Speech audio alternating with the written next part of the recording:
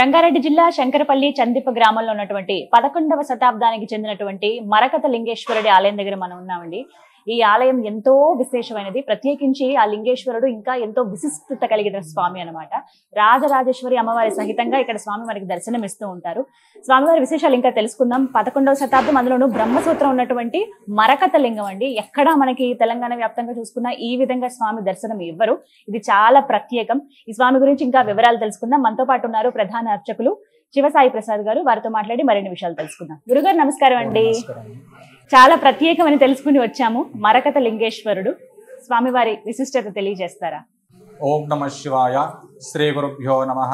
శ్రీ మహాగణాధిపతయే నమః. వాగర్తావ సంపృక్తో వాగర్త ప్రతిపర్తయే జగత పితరో వందే పార్వతీ పరమేశ్వరో.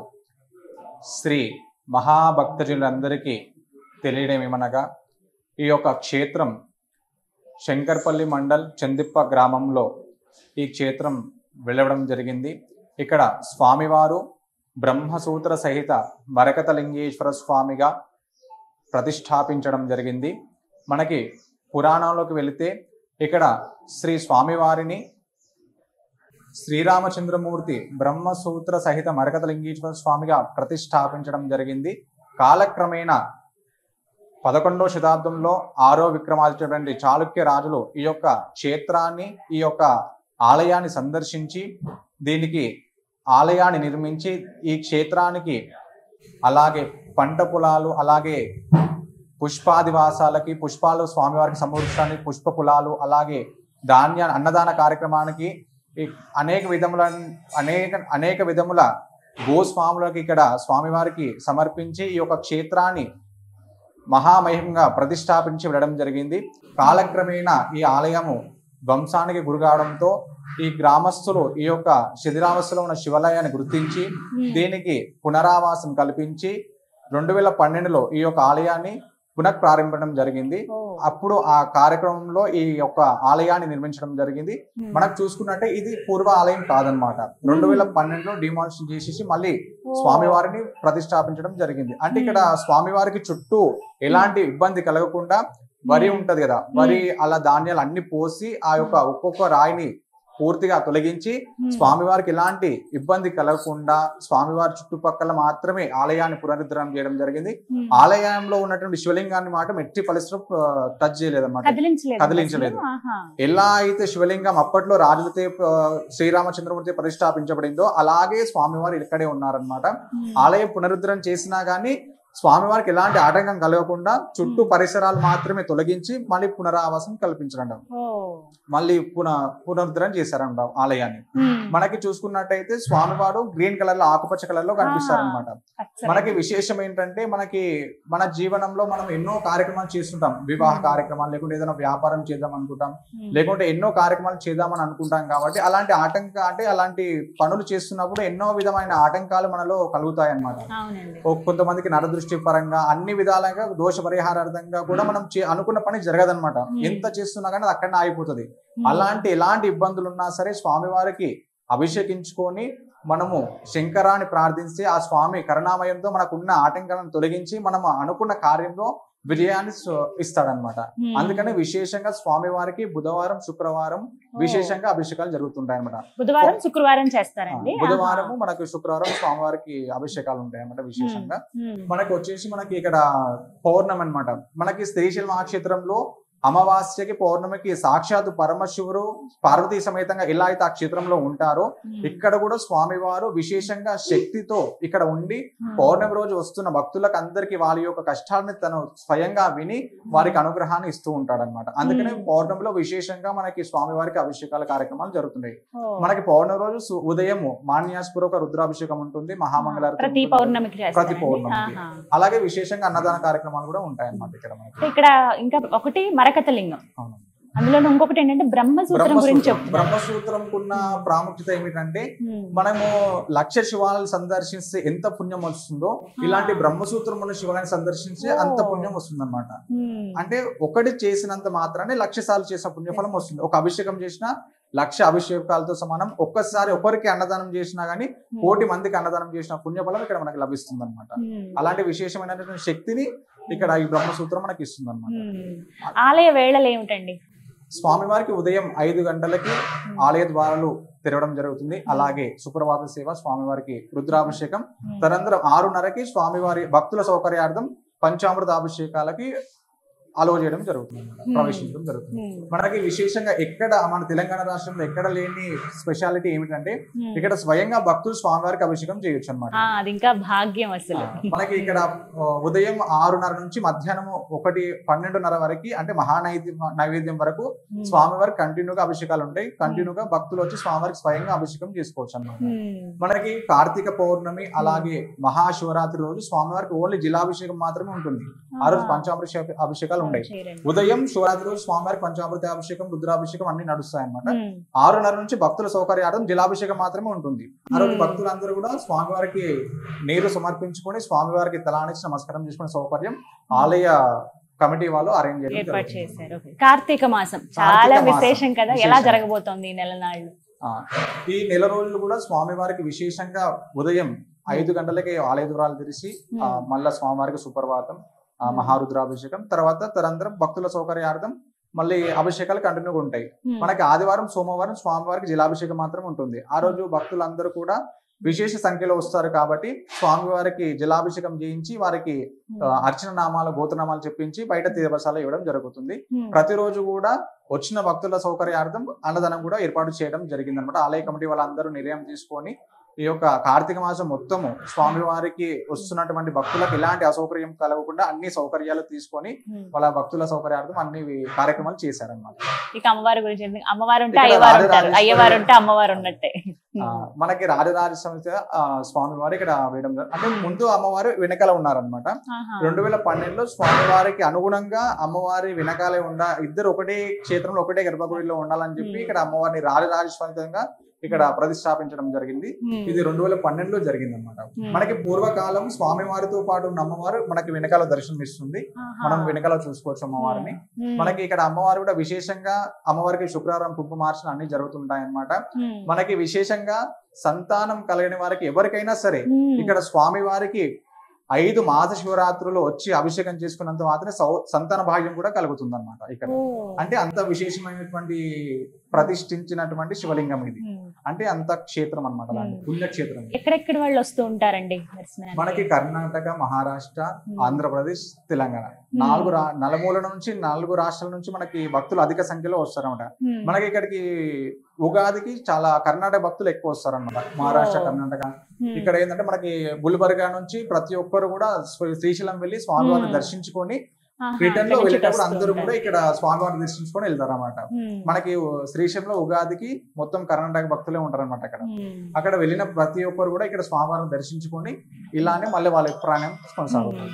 శివయ్య అంటే అభిషేక ప్రియుడు, అందరికీ తెలిసిందే. ఆయనకి ఇష్టమైనటువంటి నైవేద్యాలు గాని ఇంకా ఏమేమి ఇష్టం? స్వామివారికి విశేషంగా పెరుగన్నం, చక్కెర పొంగల్ ఇలాంటి నైవేద్యాలన్నీ ప్రతిరోజు మనం స్వామివారికి సమర్పించడం జరుగుతుంది. మన కార్తీక మాసంలో కూడా యథావిధిగా స్వామివారికి నైవేద్యం చక్కెర పొంగలి, ఉదయం స్వామివారికి పాయసం ఉంటుంది, తర్వాత మధ్యాహ్నం పంచభక్ష పరిమాణాలు ఉంటాయి, తర్వాత మళ్ళీ మనకి సాయంత్రం వచ్చేసి కట్టె పొంగలి స్వామివారికి నైవేద్యం.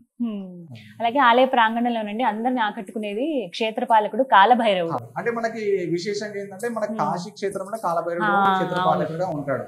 తర్వాత ఈ క్షేత్రానికి మాత్రమే కాలభైరవుడు ఇక్కడ క్షేత్రాన్ని పరిరక్షిస్తూ ఉంటాడు అన్నమాట. అంటే ఈ క్షేత్రాన్ని కాదు, ఈ యొక్క ఆలయ సమీపంలో ఉన్న ప్రతి ఒక్క గ్రామాలని, శంకరపల్లి, ఇక్కడ అన్నిటిని కూడా ఆ స్వామివారి ఆధీనంలో ఉండి సుఖశాంతులతో ఆయన ప్రతి ఎలాంటి ఆటంకాలు కలగకుండా ఆయన పరిపాలిస్తున్నాడు అన్నమాట, క్షేత్రపాలకుడిగా ఉండి. అలాగే పెద్ద లింగం ఒకటి గమనించామండి ఎదురుగుండా స్వామి. ఎదురుగా ఉన్న శివలింగం ఏంటంటే మనకు 2012లో ఆలయం పునరుద్ధరణ చేస్తామని సంకల్పించుకొని గ్రామ పెద్దలందరూ కూడా ఈ యొక్క ఆలయాన్ని ఎట్లయితే నిదానంగా తీస్తున్నారో అప్పుడు తీస్తున్నప్పుడు పునాది తీసేటప్పుడు ఆ శివలింగం మనకు బయటపడింది అనమాట. అందుకనే దాన్ని అక్కడనే స్వామివారికి ఎదురుగానే ప్రతిష్టాపించడం జరిగింది. మనకి విశేషంగా మనకి ప్రతి ఒక్క క్షేత్రము అంటే మన తెలంగాణ రాష్ట్రంలో మనకు ఇంకో విషయం ఏంటంటే ముచ్చుకుంద నది ప్రవాహం పక్కనే ఈ శివాలయం ఉంటుంది అనమాట. అంటే నది ప్రవాహం పక్కన ఉన్న క్షేత్రానికి చాలా విశేషంగా ఉంటుంది అనమాట. మనకి సముద్ర తీరంలో రామేశ్వర జ్యోతిర్లింగం ఎంత విశిష్టత ఉంటుందో ఇక్కడ కూడా అలాంటి విశిష్టమైనటువంటి పుణ్యఫలం ఇక్కడ ఉంటుంది అనమాట. అంటే నదీ తీరంలో స్వామివారికి అంటే కార్తీక మాసంలో నదీ తీరంలో ఇంకా విశేషం అనమాట. అంటే మనకి ఇక్కడ మూసీ నది అంటారు అన్నమాట. ఇప్పుడు అంటే ముందు ముచ్చుకుందా నది అనేవారు, ఇప్పుడు కాలక్రమేణా దాన్ని మూసీ నదిగా పరివర్తించడం జరిగింది. మనకి ఇక్కడ నుంచి చూసుకుంటే కొంచెం ఒక 300 మీటర్ల దూరంలోనే మనకి నది ఉంటుంది అనమాట. అక్కడనే స్వామివారి అంటే పూర్వకాలంలో అక్కడ స్వామివారి నది స్నానాలు అక్కడ ఆచరించి ఇక్కడ స్వామివారికి అభిషేకించుకొని వెళ్ళేవాళ్ళు అనమాట. మీరు ఎన్నేళ్లుగా అర్చకత్వం? ఇక్కడ నేను 6 సంవత్సరాలకు ఉండి ఇక్కడ అర్చన కార్యక్రమాలు అన్ని చేయడం జరుగుతుంది. స్వామి ఎన్నో రకాలుగా నిదర్శనాలు చూపిస్తూ ఉంటారు కదా, ఇన్నేళ్లలో మీకు కలిగినటువంటి అనుభవాలు ఏమైనా మాతో పంచుకోండి. అంటే చాలా ఉన్నాయి అన్నమాట. ఇక్కడ మనకి విశేషంగా ఏముంటుందంటే మనకి అనుకున్న పని నెరవేరుతుంది అన్నదానికి నేనే ప్రతి సాక్ష్యం అన్నమాట. నేను ఎన్నో కార్యక్రమాలు ఎన్నో కష్టాల పరంగా ఈ వృత్తిలో ఉంటున్నా గానీ కుటుంబ సమస్యలు గానీ ఇలాంటి ఎన్నో అవదొడుకులు వదులుకొని ఇక్కడికి వచ్చాను అనమాట. అంటే నా జీవితంలో చాలా కష్టాలు ఉన్నాయి. అలాంటి కష్టాలలో కూడా స్వామివారు విశేషంగా నన్ను ప్రతి నిమిషం నన్ను రక్షించుకుంటూ నా యొక్క భక్తుడు నాకు నిరంతరం నా యొక్క సేవలో ఉన్నాడు కాబట్టి నా యొక్క అభిషేక అర్చన వచ్చిన భక్తులందరినీ సౌకర్యార్థం ఎలాంటి ఇబ్బంది లేకుండా అందరికి నా దర్శనం కలిగిస్తున్నాడు కాబట్టి నాకు ఎన్ని కష్టాలు వచ్చినా గానీ ముందుండి ఆయన నన్ను కాపాడుతూ ఉన్నాడు అనమాట. ఇప్పుడు వాళ్ళే కదా తల్లిదండ్రులు మనకి, అసలైన మనకి జగత్కి వాళ్ళు తల్లిదండ్రులు. అలాంటి వాళ్ళు బిడ్డల్లా మనల్ని రక్షిస్తూనే ఉంటారు ఎప్పుడు. ఇప్పుడు నాకు ఉన్న సమస్యలలో కూడా చాలా సమస్యలు ఉన్నప్పుడు కూడా ఏమి చేయాలని అర్థం కాకుండా శివ అనుకుంటే ఆయనే ప్రత్యక్షమై ఆయన్ని ఏదో విధంగా ఆయన కార్యక్రమాన్ని ఆయన చేయించాడు అనమాట. అలాంటి విశేషంగా కూడా నేను చాలా అనుభూతి పొందిన క్షణాలు చాలా ఉన్నాయి.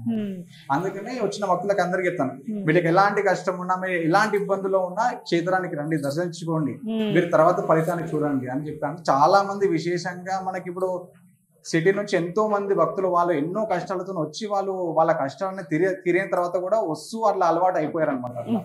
అంటే అంత పవర్ఫుల్ లింగ శివలింగం ఇది అనమాట. నిజమే, అద్భుతం ఇది. చాలా మంది అలాగే స్వామిని వైద్యనాథుడు అని కూడా అంటూ ఉంటారు కదండి. అంటే మనకి విశేషంగా చాలా మన జీవితంలో మనకి ఎన్నో అంటే ఆరోగ్య సమస్యలు ఆరోగ్యపరంగా అలాంటి విశేషంగా మనకి ఏదన్నా అపమృత్యు దోషము ఏదైనా ఉన్నా గానీ అపమృత్యు ఆపదలో ఎవరున్నా గానీ స్వామివారికి రుద్రాభిషేకం చేసుకొని మనసారా స్వామివారిని దర్శించుకుంటే ఆ యొక్క అపమృత్యు మోక్షం తొలగిపోతుంది అనమాట. మంచిగా ఇలాంటి బాధలనే తొలగిస్తారు ఆయన ఆరోగ్యపరంగా ఏ విధంగానైనా అన్ని ఇచ్చేవారు. ఇప్పుడు ఆరోగ్యపరంగా ఎలాంటి సమస్యలు ఉన్నా గానీ స్వామివారికి 5 సోమవారం లేకుండా 5 మహాశివరాత్రులు మీరు ఖచ్చితంగా స్వామివారికి అభిషేకం చేసుకున్నారంటే మీ శరీరంలో ఉన్న సకల దోషాలు సకల ఆరోగ్య సమస్యలు తొలగిపోతాయి అనమాట. అందులో ఎలాంటి సందేహం లేదు. ఇక్కడ విశేషంగా ఎంతో మంది ఆరోగ్య సమస్య పరంగా వచ్చి స్వామివారి వల్ల అభిషేకించుకొని దాని ద్వారా ఫలితం పొందిన వాళ్ళు చాలా లక్షల్లో ఉన్నారనమాట. ఇక్కడికి విశేషంగా అంటే షాబాద్ గ్రామ ప్రజల అంటే నాది సొంత ఊరు షాబాద్ అనమాట. అక్కడ ఎంతో మందికి ఎన్నో సమస్యలు ఉన్నా గానీ కొంతమంది వరకు చెప్పిన వారికి అందరు కూడా అభిషేకం చేసుకోవడం వల్ల వాళ్ళకి తొలగిపోవడం, వాళ్ళు నాకు మళ్ళీ ధన్యాలు ఇక్కడికి వచ్చి మళ్ళీ అభిషేకం పునరావాసం అన్ని చేసుకోవడం జరుగుతుంది అనమాట. విశేషంగా చాలా మందికి నేను చెప్పిన భక్తులందరికీ కూడా అన్ని విధాలుగా కూడా ఇక్కడ వచ్చిన తర్వాత వాళ్ళు పూజా కార్యక్రమాలు తీసుకున్న తర్వాత వాళ్ళకి ఏమైతే కోరిక కోరుకున్నారో అది 100కి 100% నెరవేరింది అనమాట. చక్కగా వివరించారండి. ఎవరైతే భక్తులు ఇప్పుడు ఇంకా చూడలేదో స్వామిని చూద్దాం అనుకుంటున్నారో వాళ్ళకి ఏం చెప్తారు? అందరూ కూడా ఈ యొక్క క్షేత్రానికి సందర్శించి మీ యొక్క కష్ట సుఖాలను స్వామివారికి తెలియజెప్పుకోండి. ఖచ్చితంగా మీరు అనుకున్న కార్యాలు ఆగిపోతున్నా కానీ మీరు అనుకున్న పని జరగకున్నా కానీ మీ ఇంట్లో ఎలాంటి అపమృత్యు దోషాల పరిహారాలు ఉన్నా కానీ మీకు ఆరోగ్య సమస్యలు ఎన్ని ఉన్నా కానీ స్వామివారికి అభిషేకించుకున్న తర్వాత ఖచ్చితంగా 100కి 100% అవి నెరవేరుతాయి అన్నమాట. అందుకనే ప్రతి ఒక్కరు కూడా ఈ కార్తీక మాసంలో విశేషంగా స్వామివారిని దర్శించుకొని ఆ యొక్క స్వామి కృపకి పాత్రలు కాగానే కోరుతున్నాము. చక్కగా వివరించారు గురుగారు. ఓం నమః శివాయ. విన్నారు కదా, మరకత లింగేశ్వరుడు అండి, చందిప్ప గ్రామంలో శంకరపల్లి. చాలా మందికి తెలిసే ఉంటుంది, ఇంకొంతమంది అరుదుగా ఎంతో విశేషమైన శివలింగాలని ఈ కార్తీక మాసంలో దర్శించుకుందాం అనుకునే వాళ్ళకి ఒక గొప్ప అవకాశం. రండి, చక్కగా ఉదయం 6 గంటల నుంచి సాయంత్రం 6 గంటల వరకు నిర్విరామంగా అభిషేకాలు జరుగుతూనే ఉంటాయి. ఒక్కసారి వచ్చి స్వామితో మీ బాధలు చెప్పుకోవచ్చు, కాసేపు స్వామిని మనసారా చూడొచ్చు, అభిషేకం చేయొచ్చు, ఆయన్ని తాకొచ్చు, మన తలని స్వామివారికి ఆనించుకుని మరి మన మనసులో ఉన్న బాధలు చెప్పుకుంటే ఆయన ఇట్టే తీసేస్తాడు. అంత గొప్ప విశిష్టత కలిగినటువంటి ఆ శివయ్య అని చెప్తున్నారు. మీకు అడ్రస్ కూడా చెప్తున్నాను మరొకసారి. హైదరాబాద్ నుంచి ఒక 40 కిలోమీటర్ల దూరం అండి. శంకరపల్లి దగ్గర మనకి చందిప్ప అనే గ్రామం. ఎవరిని అడిగినా చెప్తారు 11వ శతాబ్దానికి చెందినటువంటి అతి పురాతనమైన ఆలయం ఎక్కడండి అంటే ఇక్కడ మీకు ఆలయం దగ్గర తీసుకొచ్చి దింపుతారనమాట. వచ్చి ఆ స్వామిని దర్శనం చేసుకోండి, ఆయన కృపకు పాత్రలు కండి. ఇది వాళ్ళ వీడియో. నమస్కారం.